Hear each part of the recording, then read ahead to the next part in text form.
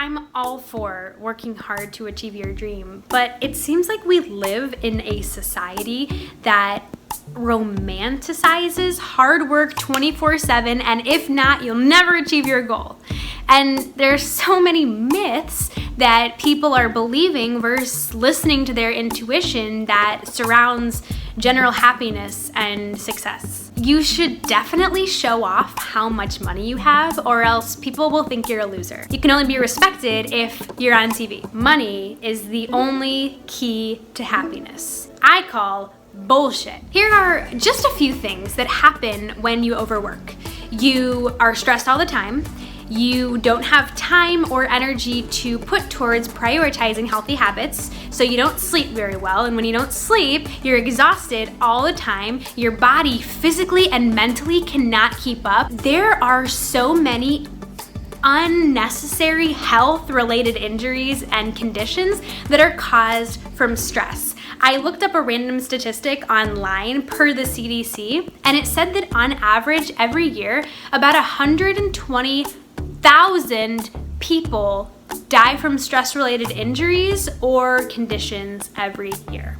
That's literally crazy. I've just watched countless lives and relationships be destroyed from stress and this false identity of what being happy means, like being wealthy or, your ego and your status and what other people think of you. My dad worked a high stress, high respected job for almost 18 years.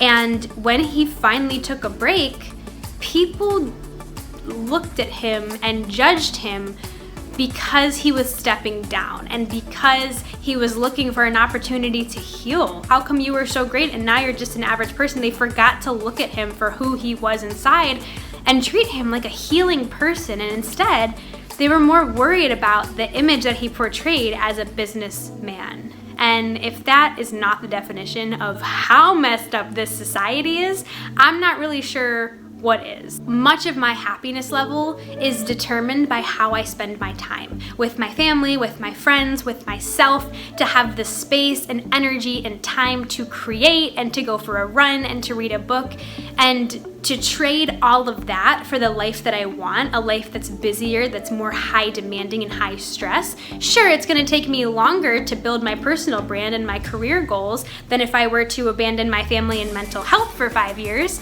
but it's so worth the cost of admission. Don't forget that your life is a choice. Your work schedule, your living situation, the hobbies and habits and skills that you have, you're in control of that.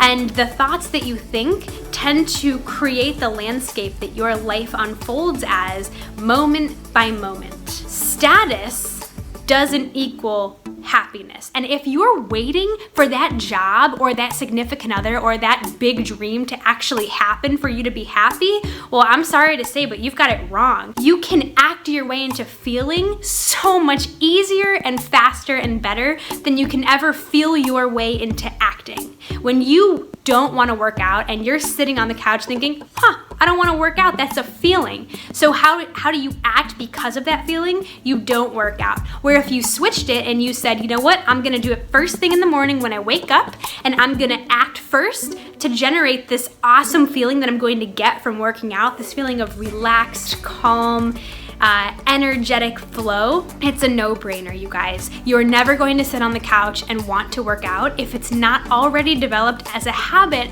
right now. I do my best thinking when I'm writing physically with a pen in hand on a piece of paper. What do I want my life to look like? What can I do today in this very moment to get moving? How can I move my feet and use my hands to actually create something that contributes toward the life that I want? Since I'm a motivational speaker and one of my goals is to get in-person speaking gigs, I make so many videos from my phone, so many videos from my camera, so many videos from home, because that's acting in a way that's getting me closer to my dream. You see how that works? And let me tell you, it's not glamorous. It's not beautiful. It's not a big production. There's no audience in front of me.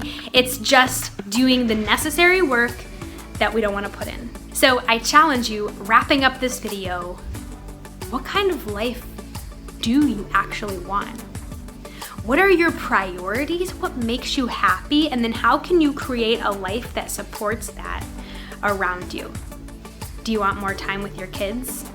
Do you want to travel more? Do you want to live in a bigger home? Do you want to live in a smaller home? How can you create the life that you want by first establishing the goals you want to achieve? And remember that success and happiness are defined by the boundaries you put on your life. They are defined by your very own definition and not what you see on TV and not what you see on Instagram and not what you see where these people are living these lives that you don't even know the first thing about.